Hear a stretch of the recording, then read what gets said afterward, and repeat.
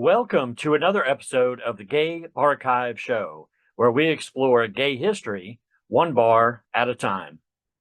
I'm your host, Art Smith, and today we have a very special episode for you.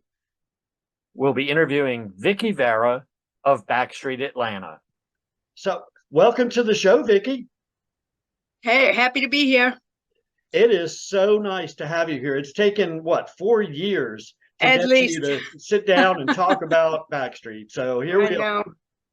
I know. My fault. I'm sorry. You've been so patient. You've been so good about it.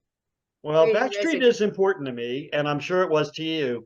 I got to ask you, though, Backstreet was a huge club, especially when you consider the fact that it opened in the Deep South in 1975. What was the inspiration to open a bar that big? Well, this is the thing. It wasn't a plan. A partner of my dad and uncle's was in this area visiting someone or something, or had a response to a club that was running out of money. They wanted an investor. So for real cheap. It was one of those kind of deals. And Mendel Rahm, as I don't know if you know, he was the original owner. Right. And he actually just wanted an investor to get rolling again, and then he wanted to buy us out. But it didn't work to his advantage. So that's how we got Backstreet. He did and his boyfriend did the logo. What was his name? Joe Fernandez, I believe, his lover, and he passed away. But I always thought, you said it was a cat, and I know it's a cat, but it looked like an owl at the same time. It looks like it would be both. I mean, I don't know. Which fits the night owl concept and the alley cat concept. So, and maybe it's We'll kind of take good it. that it's ambiguous, because the club itself was a little ambiguous. Yeah. You couldn't quite put your finger on exactly what it was. Now, I got to ask you, I know it was named before it was Backstreet. One of the names it had was Joe's Disco. Is that after Joe, the guy that... It had to be. It had to be. See, Mendel, well, I'm saying this, I don't know if I should, but he was married and had kids. But his alter life, his second life, he was just nuts about Joe. So I'm sure he named it for him. Yeah, for it a was brief called amount of Mendel's. time. It was called Mendel's Den too at one time, I think. Yeah, that's true. So, Oh my God, you're right. So yeah, it's had a little bit of a history. Peach's Back Door. It was Peach's Back Door for a while. Together, and that's one of the clubs we had in Boston. That's when we were in there, and we had together an Encore, and the other side. It's called the other side too. There's many names. I'm glad you brought up Boston, because a lot of people don't realize your family has a huge history in the gay bar business. And your grandfather, whose name was Henry also, correct? Yes. Henry had two clubs in Boston that were particularly iconic in the gay world. One of them was called Punch Bowl. Punch Bowl, yes. And Punch Bowl was right on Scully Square, and it wasn't it, or was it right? Park Square? On Stewart Street, yeah. Stewart, and then Jack's was right around the corner from there. And Punch Bowl was a little unique for that time frame, because it had a gigantic neon sign over it that said Punch Bowl. They weren't hiding in a back alley, or they were right in public view. But it turns out that was a mistake, because after a while, the urban renewal came along and said, we need this property. We have to, one of those eminent domain things that didn't actually go down as eminent domain. It went down as urban renewal. Yeah. So that was in the early 60s, mid 60s, that happened. And Henry also opened a bar that is still operating today, that is called Jacques Cabaret. It opened, I think, in 1938 or thereabouts. True. And my understanding is that your uncle, Henry, was the one who was stayed behind in Boston and was kind of involved with Inter- that until he passed away earlier this year. Yes, yes, and his son now and family and my cousins are in the process of revamping that and opening it, keeping it open and going. So They that's had to one of stay. the oldest. That's one of the oldest continuously operating gay bars Isn't in that the something? entire country. There are only two that I know of that have been operating longer. One is Cafe Lafitte in Exile in New Orleans, and the other one is the White Horse Saloon out in Oakland, California. Oh, But I didn't know that. yeah, they've both been operating since 1933 as gay bars, so they Oh, claim. oh, But I think yours has the distinction of being the only one that has never changed hands. So it's always oh. been in the same family. Yes, it has. That's true. And well, I don't think I don't know if it started out as a gay bar. It was just a regular neighborhood bar, and I'm not sure exactly when it turned into a gay bar. But I remember I don't remember them telling me when it happened. I don't remember when that was. Yeah, I'm pretty sure it was before you were born. Everything I Probably 54. Okay, I guess so. So after you moved to Atlanta with your family, Right. and your dad Carmine was operating Backstreet, what was the general response in Atlanta, in the Deep South, to a gay disco that large? Do you remember anything about that? Well, okay, so my mom and dad were the first ones down here, and they had a little 1-bedroom studio on 10th Street. And they were, filling out the club. And I remember them doing a mail out for the club members. And that was 70s. I'm thinking, yeah, when we finally took it over from Mendel. And then Henry came down in 1980 with his family. And I came down in 81, and my brother John came down in 82. So it was staggered like that. We all followed mom and dad. But I don't exactly remember how the community act was. I remember working in coat check. They put me in coat check, and I was selling poppers. And and oh my God, I didn't want to do that. More people lost their tickets, and I couldn't give them their tickets back. I mean, their coat back, and they were yelling at me, and I just hated that job. I hated that job. I wanted to move over. Right across the way was the office from the coat check at the time. I remember that. I moved to Atlanta not too long after you. I moved there in 1983, and the story is that for 1982, the end of 82, my boyfriend and I decided we were coming to Atlanta to ring in the new year. And we heard so much about Midtown and how gay Atlanta was. We said, we are going to Atlanta and we're going to party like a couple of big old sissies. And here we are in Atlanta. And we had come from Nashville, Tennessee. So it was a little different. And we went to Backstreet for that New Year's Eve, 82, 83. Okay. It was so amazing. We had such a good time. There were so many people there. The energy was through the roof. And we were so excited about being in the middle of that kind of an environment that before we left to go back to Nashville, we found an apartment, had our utilities turned on. I found a job, and we moved to Atlanta the following weekend. No kidding. Oh So my God, that was Backstreet is fast. the whole reason I ever ended up in Atlanta. Ah, son of a So gun. did You you had that ever good of a time. did you ever anticipate that Backstreet would have that sort of impact on gay people coming to Atlanta? Never. I never thought about that. Everything was so new to me too. Going to, I mean, there was a big club. I just saw, smaller clubs. Dad and Uncle Henry had a bunch of straight bars too. So we were in the Cape, the Crown and Anchor in P-Town, and it was just amazing to me. And I loved the boys. I loved being around them. I loved talking to them. I love to be. I moved. I visited Atlanta. Same thing, a couple of times, and I decided I gotta move back here. And it Sure. was quite an environment.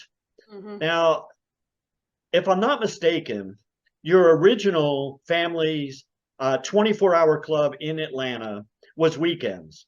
That was Yes. the one that had the 24-hour liquor license. Yes. First. And Trammell Crow, who was known as a very homophobic developer at the time, basically caused the entire block that Weekends was in to be demolished and to be condemned and demolished. And that allowed you to move your liquor license to Backstreet. That was the only reason. Yeah. Yeah. Because That otherwise must we have couldn't have. changed the picture completely. How did that impact Backstreet going from a standard disco to a 24-hour huge bar? It was an immediate success. It was pretty quick. We just had to get our scheduling right and go from there. But I remember that because otherwise we were too big. We couldn't fill up fast enough where people would want to stay for, for the, say, this is empty. We'd leave it and they'd leave. They'd come in and then they'd leave. It was like we needed a crowd starter. That's where Charlie Brown came in. Yeah, Charlie Brown was awesome. I love Charlie Brown. And we did a full interview with Charlie earlier. She's good.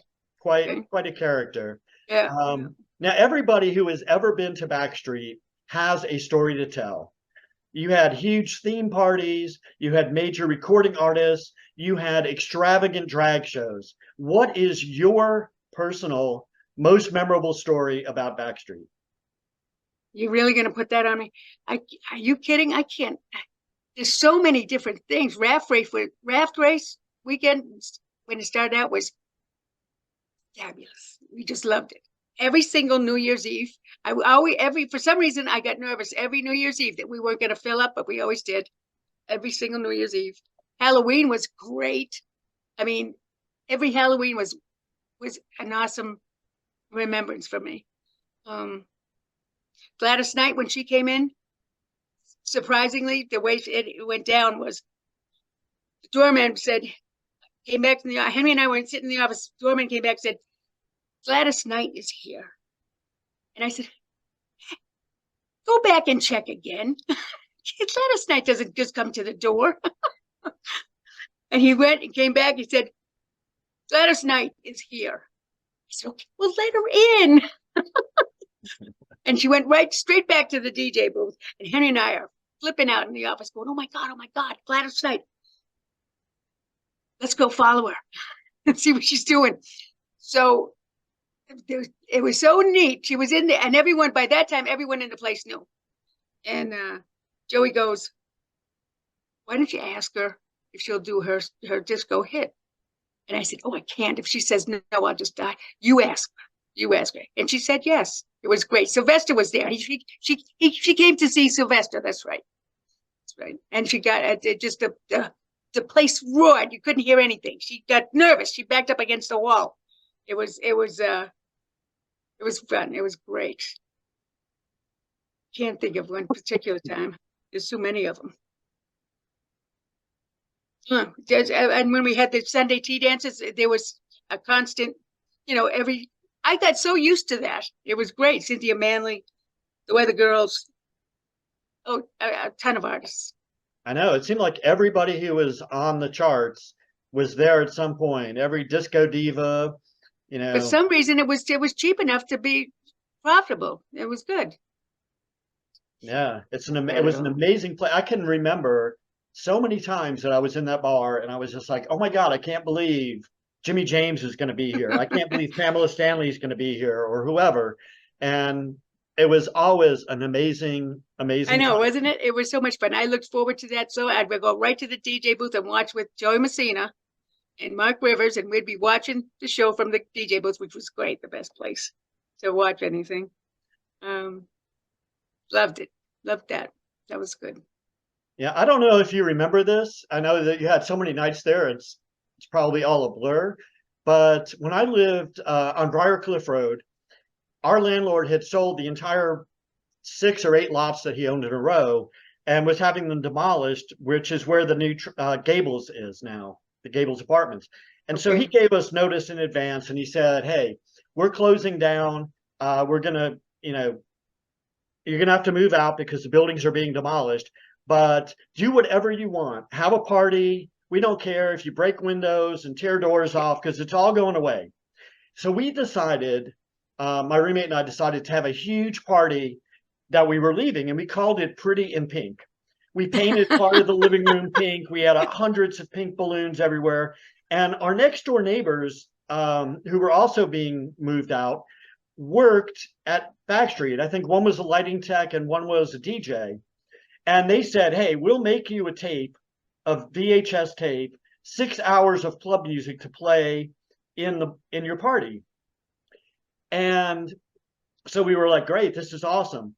And they didn't tell me until the day of the party. They said, "When your guests arrive, have them bring their invitation with them to Backstreet after your party, and we'll let them in." Oh my God. I got to Backstreet, I must have been like 4 o'clock in the morning.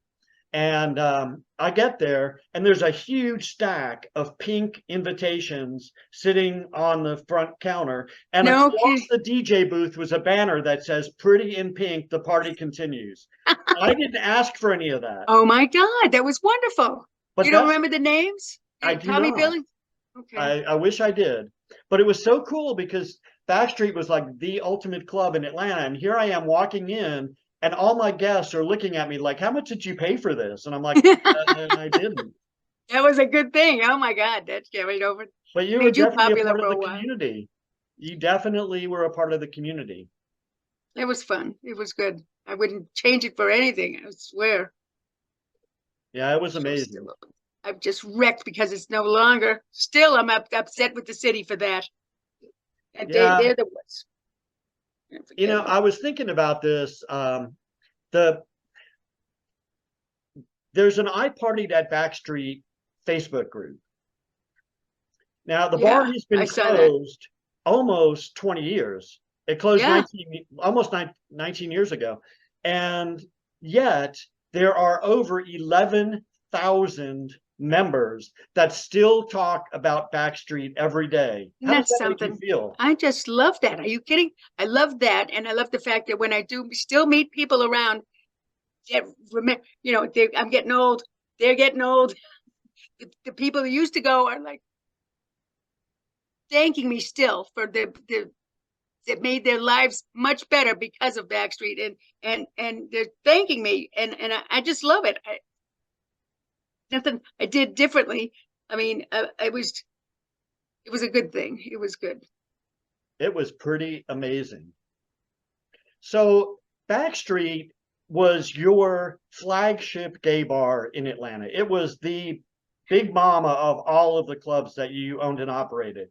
But you had so many more that made a big impact in Atlanta. I mean, I remember Weekends Warehouse, Levita's, Lipsticks, um, Options.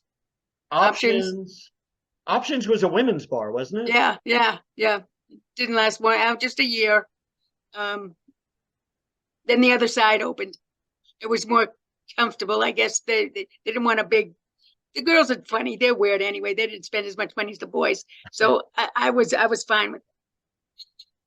I hate to say this, but I've talked to so many people who have owned bars, men and women alike, and the one thing they tell me, even the lesbians tell me, that if I had it to do over again, I would not open a bar for women because Absolutely not. You're right. Absolutely not.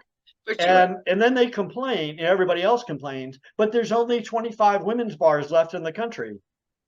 But that's They why. don't go out. They don't support the bar. They don't. And they're cheap. They don't want to pay.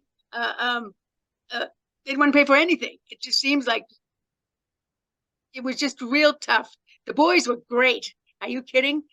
They're as far as promiscuity goes, the boys are number one, and straight boys, then straight women, then gay women. So we're at the bottom. I'm at the bottom of the list. I would not I would not open up a girls' bar again. Absolutely not. Oh. But I don't know what other bars you would tell. I don't remember. You had weekends.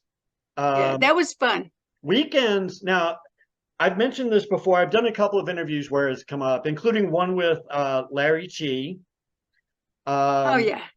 And my memory of weekends, first of all, it was in two locations. It was on Peachtree Street at 10th. That was the best location. Yeah. That was the best location, in my opinion. And then it was also at 688 Spring Street for a while. Right. But when it was on Peachtree Street, I remember going in there, and it was a narrow little bar. It was like a little single storefront. It was dark. And I remember going in there and seeing this super tall black go-go boy dancing on a little plywood box in a pair of Daisy Dukes and a cut-off top. RuPaul. And he would go around Midtown. He lived a few blocks from there. I think he lived over by the Gallows. Yeah. And he used to staple hand-drawn posters on the poles saying, "Come see me, RuPaul, world famous RuPaul at weekends at 4:30 a.m." Yeah. And that's just I remember that. Who would have thought back then that all these years later, we'd be seeing RuPaul as the groundbreaking drag queen that basically brought drag to mainstream TV. Exactly. It's amazing, especially when you think about it. When we first opened weekends and he was around, he would be dancing. I have paid out slips. I paid him $50 for the night just for dancing on the box. So I wish he was popular, and we were still open. That would have been great. But he got popular after we closed. Real popular anyway. It was good. What effect do you think RuPaul had on the popularity of weekends? Was it anything at all, or it was moved to New York before he really became famous? Yeah. And I don't think it made. There was such a different kind of group that went there, different kind of music. Bobby Bridges, and they were playing all kind of, as far as I was concerned, weird stuff. I liked the top 40 disco, but they wanted to be different. They like a goth movement or something, whatever it was. My brother John worked at that bar, and I liked staying at Backstreet. Well, that's the crown jewel. There's no doubt about it. Backstreet was the most talked about, most well-known, most popular gay bar that ever hit the streets of Atlanta. Studio 54 of the South. And it lasted so much longer. Studio 54 was open like 15 minutes. Yeah, it feels like, yeah. So now you also operated a number of bars that were associated with drag performances. Charlie Brown's Cabaret at Backstreet, of course. Lipsticks and Levitas were both drag bars. How did the drag world influence that business model, the bar setup? Okay, so as far as just going Illusions, remember Illusions? I do. I thought that was set up well, done well, and they had Monday Night Madness, which was a big hit. I don't know how they did it, but we had a huge payroll, a huge rent to pay, and we just weren't making any money there.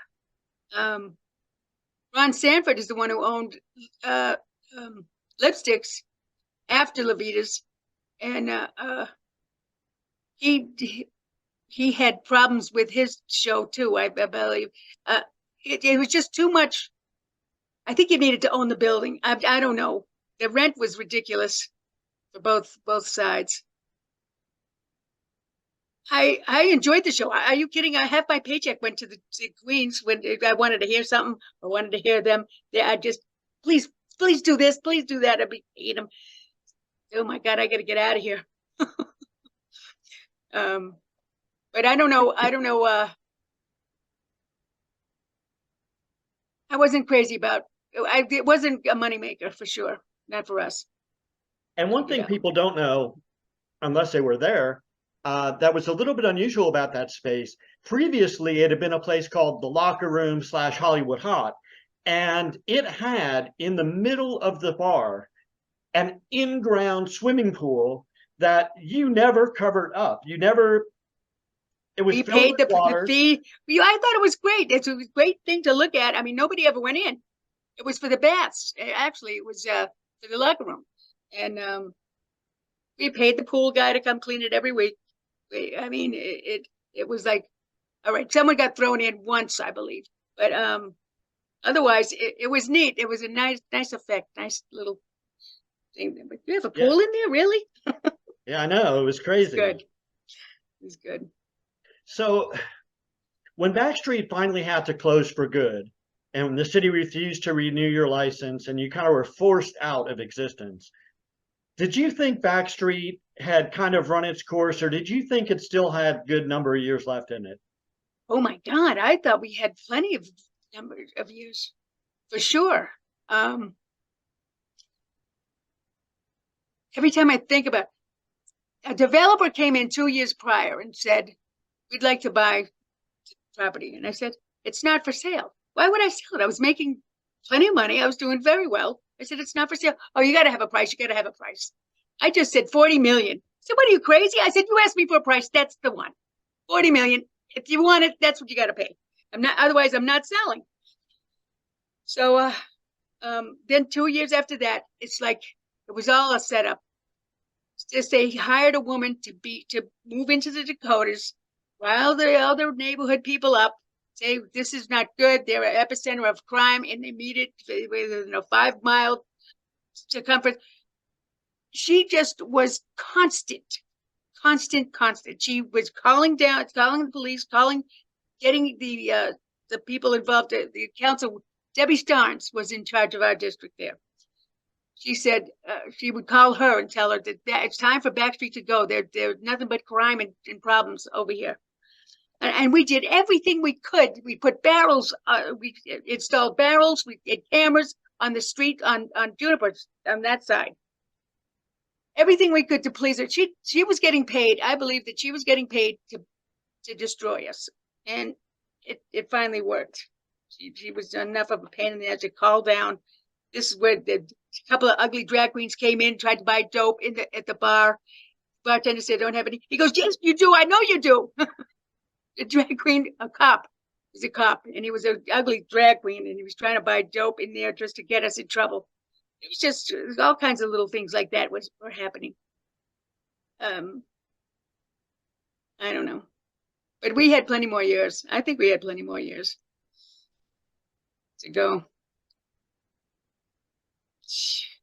Every time I think about it, I get upset. Well, many of the mega bars that we've talked about, even like Studio 54, it only lasted a few years. One of the longest lasting that's pretty well known now because there's a movie out about it is Studio One in Los Angeles, and they only lasted 20 years. So you exceeded all of those. Do you see any kind of future now for a bar like Backstreet again? Do you think somebody could open up a bar like that and make a success? I don't see how. I mean, we had everything going for us at the right time. We didn't accept credit cards. We did cash only. And for that, we put in 5 ATM machines around inside, outside, up in 3 floors of ATM machines. And plus, one of the best things Henry thought up was when there's a line outside on Saturday and Sunday, or Friday and Saturday, there was an express line. You could pay $20 to get to the front to pay to get in. So you paid the $20 to get to the front of the line, but you still had to pay to get in. And that was very well. That was people like that, especially the straight people who came from the other bars, and they thought that our drinks were so much cheaper. Gays didn't think that, but straight people thought we had great prices and a great deal to get in the bar fast. So that was a plus. Well, unfortunately for you, in the later years, the city of Atlanta outlawed happy hours. So, yeah, because I remember back in the 80s having bars fighting over, who was going to have the cheapest drink, 25 cents for a well drink here. And that's ridiculous. It was crazy. So remember when the Saint opened? Remember when the Saint opened on Cheshire Bridge? They had 50-cent vodka. I said, okay, we'll do one better, do 25. But it didn't matter what we did because the popular bar was the Saint at the time, and they went there. we had an empty place on Saturday nights. It was crummy for a little while. But once you got a We 24-hour outlasted. license, you were the only Oh. dog in town. Yeah. Well, yeah, pretty much. Thank goodness.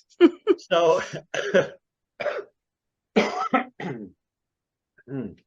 I like your room back there. That's neat. Mirror balls and the it's my little paintings. tribute to Backstreet. Oh, okay. Now I know I've got a disco ball up here, but Backstreet was known for having a massive disco ball. How big was that ball? Do you know? You know what? It just because it was in the center of the room in the disco, it wasn't the biggest one, but we featured it with the other little disco balls around it to make it look like it was. All right. We featured it as the biggest, and I don't remember exactly how big it was, but I think it was pretty close. We donated that to the History Center. Yeah, I've seen it there. I've seen they've used it for a couple of events. Yeah. And for a while, if I'm not mistaken, it hung in the jungle. Richard Cherskov had it inside the jungle. Yes, he did. It's kind of an homage to Backstreet. Yeah, and when you looked at it up close, you could see where the little tile mirrors were fading all around. So it was, especially next to another new one, it looked old. Time to retire it. There was time to retire it. That's for sure. Now, what effect do you think that bars like Backstreet and Weekends had on the local community as far as helping grow a gay community? Atlanta has an awesome gay community now, and even in the 80s had a very strong gay community. How do you think the bars contributed to that? Oh, but tremendously. I think, especially when AIDS came out, we were, all of us, all the bars got together. I mean, we all chipped in for AIDS charities and Aid Atlanta. And Charlie was a big part of that too. I thought the gay community in Atlanta was the best, as far as the girls and boys got together more than any other city. Like in Boston, they were very separated, the girls and guys, and that's another reason why I couldn't wait to move to Atlanta. They were really a community. It was really good. Yeah, the Atlanta gay community in the 80s, 90s, even into the 2000s was pretty integrated. You know, there were bars like the Far Library that was probably 95% male. Bulldogs is probably 95% male. But a lot of the general clubs and the dance bars were very well integrated. You had a lot of mixture.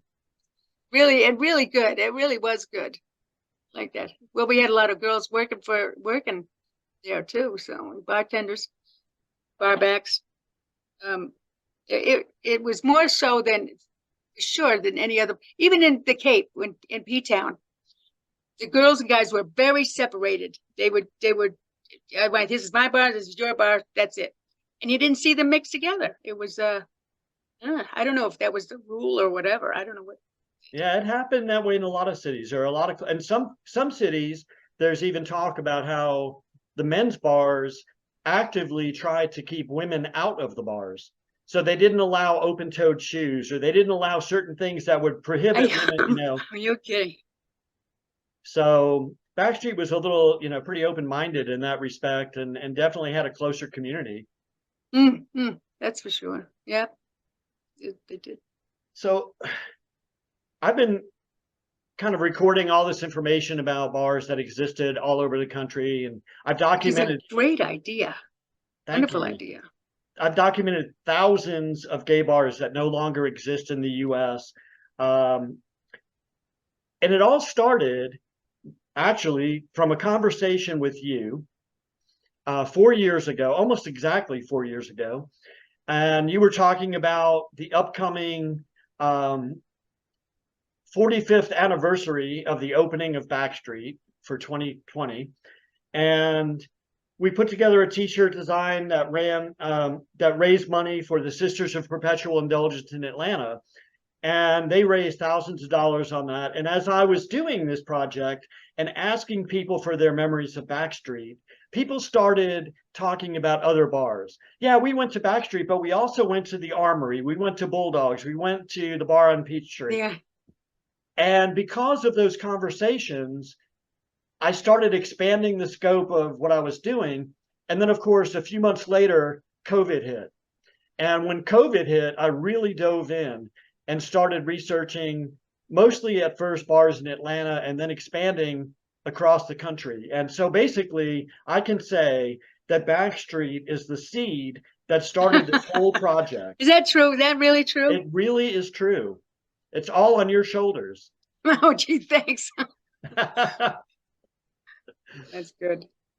And just to give you an idea of how far it's gone, last month, a few months back, I had pitched an idea to a national gay archive called the Stonewall National Museum, Archives, and Library. And they are basically a gay museum and archive that is saving all kinds of stuff about gay history. And I pitched them an idea and I said, you know, all of these archival projects at the different universities, they're focusing on saving old newspapers, old magazines, talking about protests and political action and stuff like that.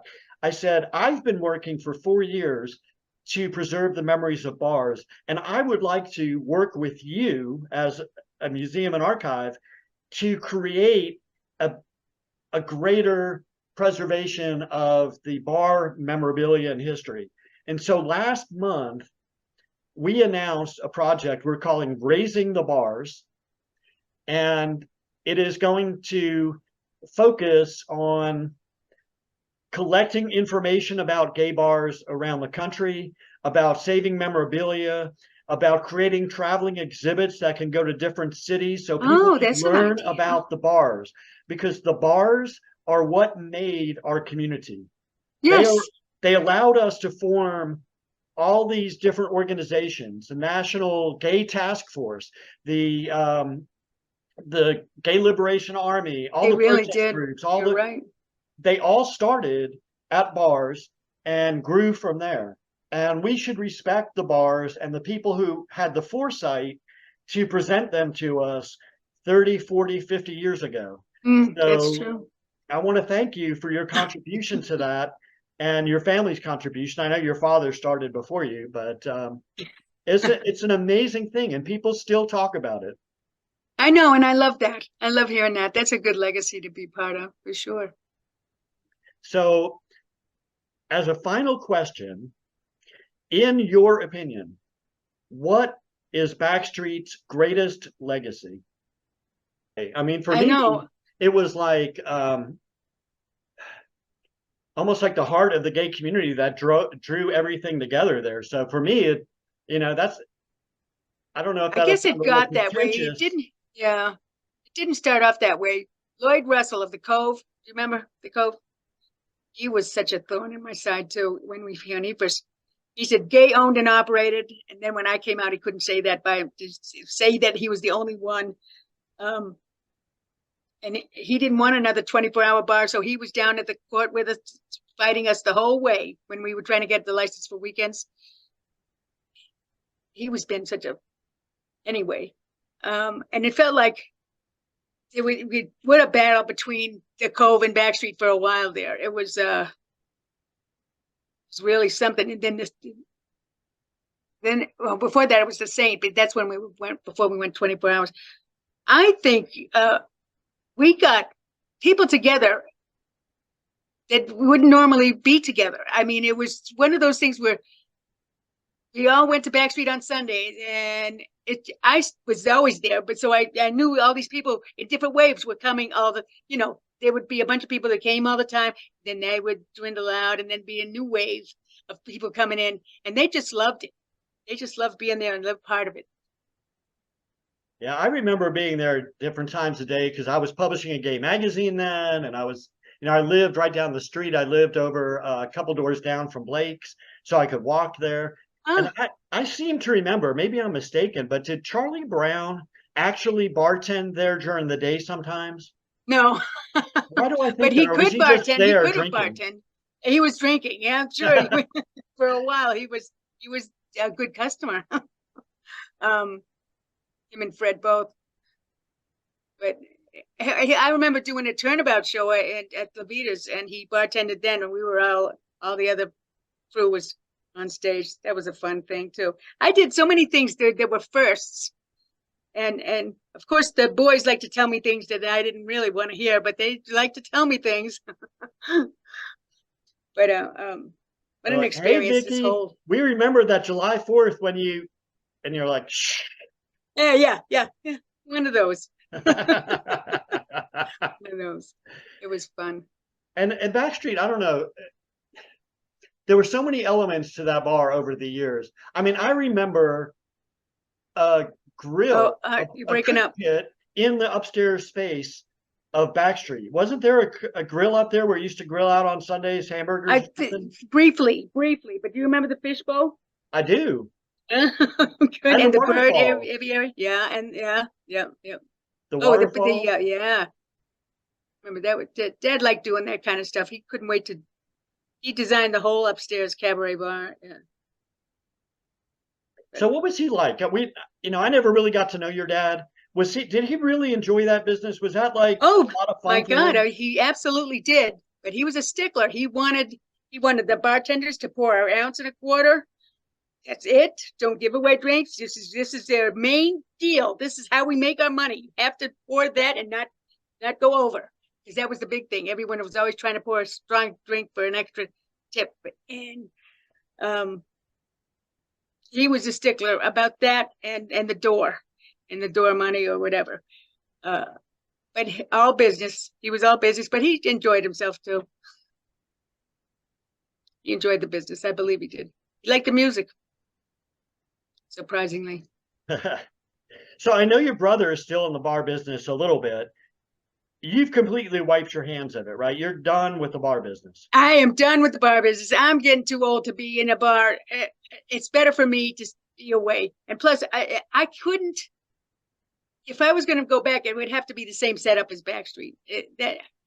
Anything less is not worth. Not worth I it know. to me. Once you've gone first class, you can't go back to coach. Exactly. I said.